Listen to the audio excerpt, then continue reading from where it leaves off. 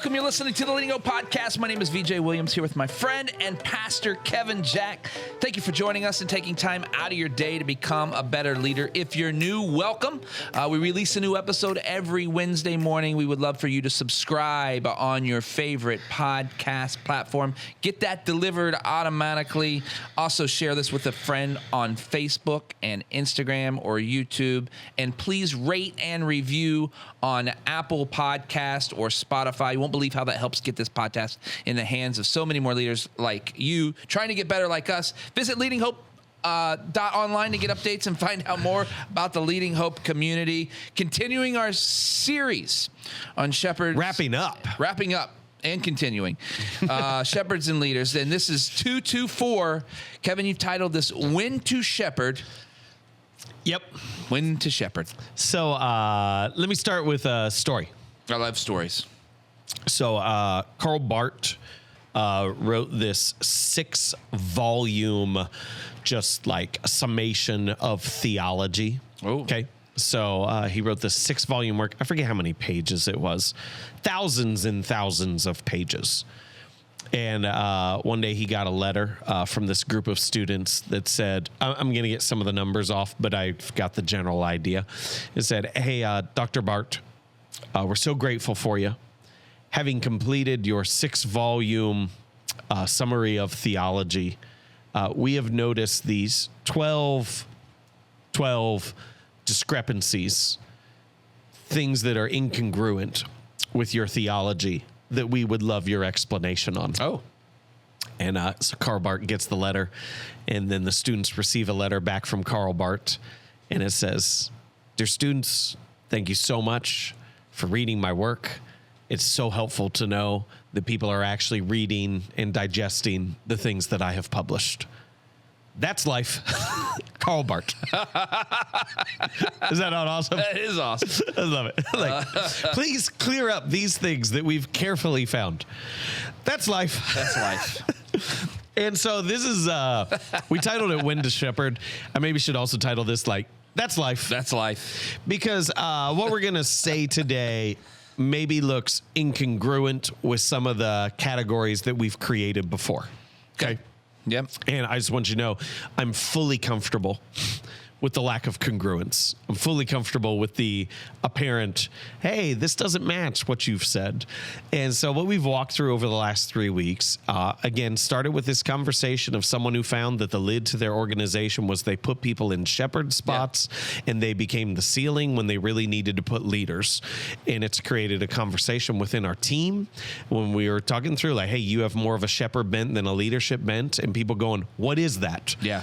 And so over the last 2 weeks, the most important part of this was we created a list of, hey, this is what it looks like to only shepherd, and this is what it looks like to add leadership. I want to be clear. Not what it looks like to care and not care. Right. What it looks like to add leadership ability and leadership perspective to an already existing care you have for people, which we have defined as love. Yeah. Which is just an important qualifier. Yeah. And so then you asked a question. I can't remember if it was in the last episode or 2 episodes ago because we recorded them back to back as we went through this list. Yeah. You asked the question to one of the items on the list, and it was the item was I'm gonna miss which one it is. Shepherds will apply their time based upon proximity and need. Leaders will apply their time based upon your potential. Yes. And you go, what about someone's salvation? Yeah. And I said, we'll talk about it later. And now it's later. This is later. We're later. And so That's life.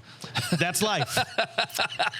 So I don't want to leave people confused, but I do want people to see that I believe that there's times you need to take off the leadership hat. It's great.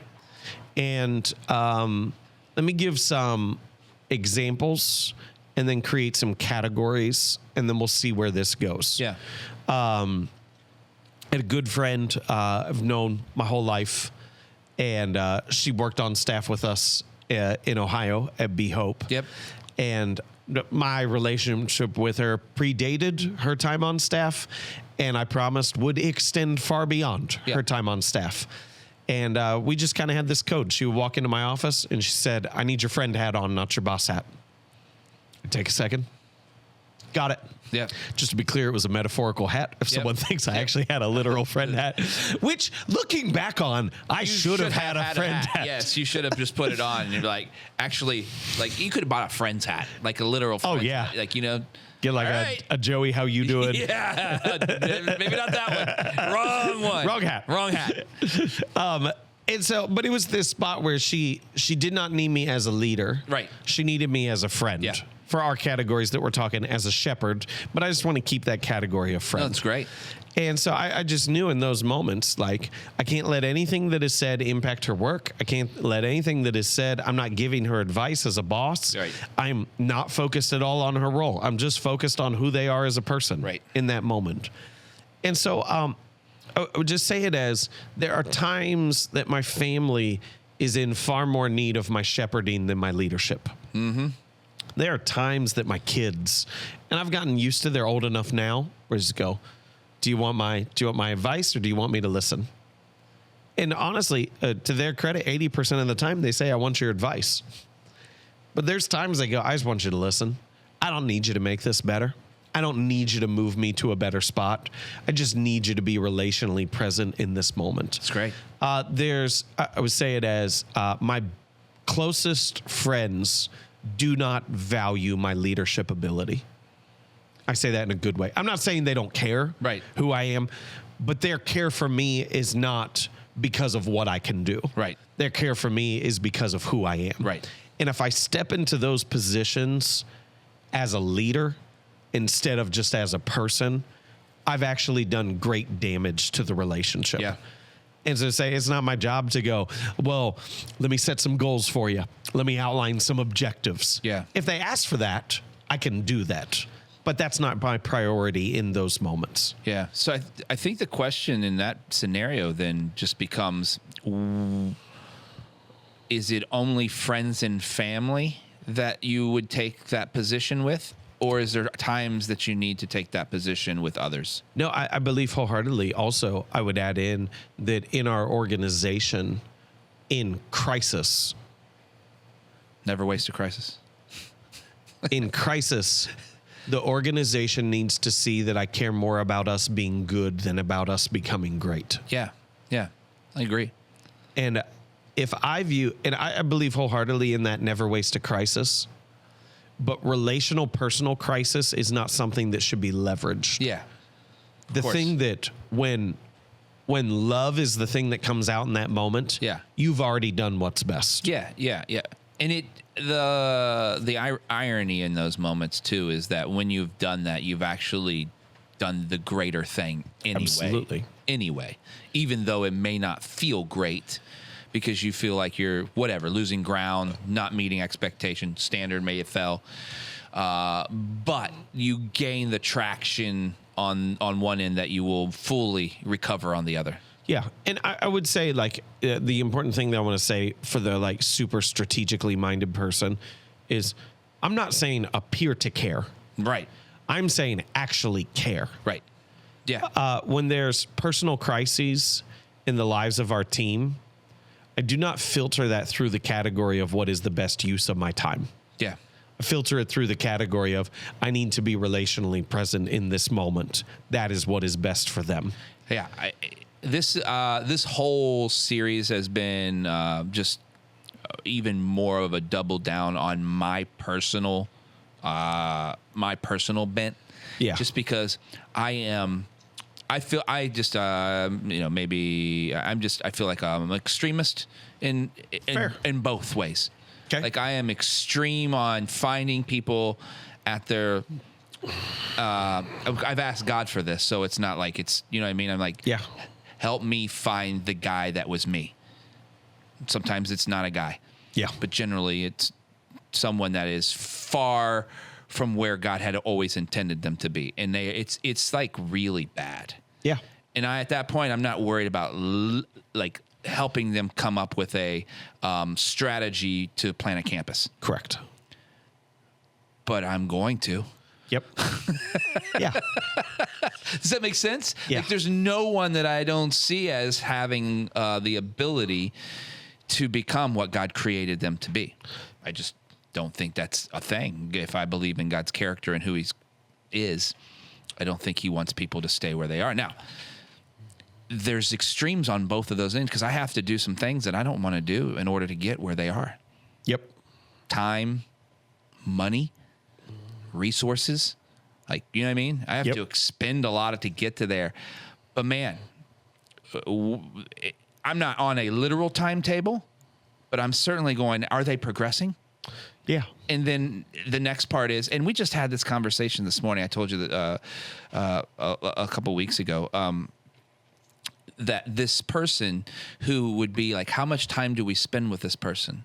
Well, what's the goal? The goal will define how much time you spend with them. Yeah. And that's what the difference between the shepherd and the leader does. You have to define what the actual goal is, because then it determines how much time you spend. It may take you 10 more times to do the actual thing you want to do. Absolutely. And that's what's so important about this conversation is we're not trying to give a prescription for exact time allotments. We're not trying to give you a prescription for how you know exactly what it looks like to absolutely shepherd someone and absolutely lead them. But you know and down deep internally, like Jesus kind of gave us a prescription for this, right? Depending on the person. Like how long did he talk to the rich young ruler? Yep. Like 10 seconds. That was it. Right? Like he didn't right? I mean, yes, he was a shepherd, but he was very telling of the point right there. You give up everything, sell it all, and you can go. Yep. You can go up there. Yep. Right? He wasn't like, hey, walk with me down the road and we'll talk about this for 10 more minutes or 10 more days or 10 more years. This is what you have to do. And so I just look at those examples and I'm like, it's the person. The person determines how I lead. And I think the thing that I've wanted to communicate throughout this whole thing, again, is not to view shepherd and leading as different ends of a paradigm. Yeah. But to help people see that if they're not putting on their leadership hat when their bent is to shepherd, they're not actually loving people well. Right. And I also want people to see that if they're not willing to take off their leadership hat, their personal life will fall apart. Yeah. And the organization is going to suffer. Yeah. And it's like the person who can only see things through the lens of impact will be ruthless in the worst possible use of that word. Yeah. Every time.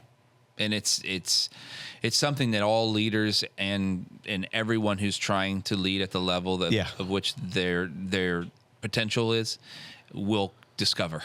And if maybe there's like one application we can draw from this conversation today, okay? Yeah. Is to say, I think the thing that kills discernment is the idea of precedent.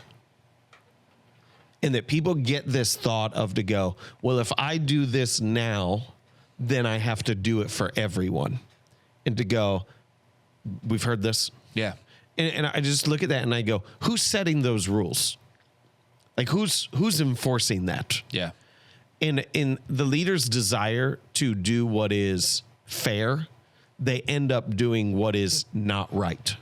And so to go, with some individuals, you're going to be able to spend more time. With others, you're not. Yeah. With some people on your team, you're going to be able to give them a long leash and develop into it. With others, you're not. Yeah. And your goal in every single scenario is not to be worried about the precedent that you're created. Like, you're not the judicial system. Don't act like you are. Yeah. Your role in every scenario is to try to do what is right in that moment. Yeah. And if you do that, I really believe you'll find the balance of when should my focus be on care and when should my focus be on movement, and how do I love people best in the midst of all these situations. Yeah. But if we're worried about precedent, that falls apart. Yeah. Do you have an example of that? You don't have to. I have so many examples, I can't even possibly think of one. Good. Then, like, all the times I've been in meetings and we've suggested this would be best. And like we talked the one week of us say, the leader does what is best for the individual and the organization. And how many times we've actually figured out a possibility when someone was in a bad spot of to go, this would be the best scenario. And then someone always in the room goes, well, does that mean we're going to have to do it for everyone? And the answer is, No, Yeah. we don't. Yeah. And if they accuse us of being unfair, I'm willing to take that because I'd much rather do what I feel is right in the moment than be accused of being unfair. Yeah, and that's so good. I'm not ascribing this to a shepherd, so don't hear me as ascribing this to a shepherd, but it could play out in that scenario, which is we're all created equal, Yep. but not everything's fair. Absolutely. But the person who's not aware of that will most likely try to create fairness as a priority versus the thing that has to happen for everyone to have the best opportunity to get better. Yep. That's hard. People don't want to yeah. make that decision. And I can see in the name of care, you use the word fair. Yeah, absolutely. And I just don't want that to be the case, because how many people who could be great leaders are held back because they weren't put in a position of doing the next right thing versus the fair thing that set everybody back. Yep. I just don't think that's helpful to anybody. And Even the fair. if I could just give like maybe the easiest parallel is to go, if I do what is fair for all of my kids, and I'll just replace the word equal. Yeah. I don't do what's right by almost any of them. Right. Instead of go like all the time we're having this conversation of they got to do this, why can't I do this? Yeah. Is to say, well, like attitude of responsibility enable you to have privileges. Yeah. Is to go, I'm not equally distributing privileges. Yeah. They're customized based upon where you are and what you can handle and what's best for you. Yep. And that gets even harder the more kids you plop out. Ain't that the truth? Ain't that the truth? Although the word plop made me squirm a little bit, I'm just going to acknowledge that in this moment. I just wanted to see a smile. That was all I needed. We've got 3 minutes left. This has been a very interesting and dynamic, not one size fits all conversation. Because there's so many nuanced things. And again, going back, it's not a and or, it's a both, and to be a shepherd and a leader is the goal. Yep. The goal is both. Yep. And knowing when to be both. Yep. How would you best, here's the question for you. As someone who prides himself on being both, what's your greatest advice? Remember, I'm not listening now. I'm the kid that wants the advice. For the listener to say, what do I need to do to be both? And I want to start that tomorrow. Or now. I think it's two things. Yeah. And this is not structural or systematic. It has to be relational. Yeah. Is you have to love the people that you're with, and you have to believe more in their potential than they do. It's great. And I think if you love them, you will adequately care for them when it is needed. But if you believe in their potential more than they do, you will lead them better than they can lead themselves. That's great. That's great. Well, that's all we've got then. Thank you so much for joining us and continuing this journey of shepherds and leaders. Episode 224, When to Shepherd. If you're new to the podcast or haven't yet subscribed, it'd mean the world to us if you did that now. Also post about it. Rate and review or both. You won't believe how that helps get this podcast in the hands of so many more leaders like you, trying to get better like we are every week. We love hearing your stories of how the podcast is working in your life or business or family or everywhere that it possibly could, because it's so important. DM us. Let us know if you have questions, comments, encouragements. We take those too. And send it our way. We would love to hear from you. And remember, everyone has 20 minutes to learn to become a better leader. Make it count.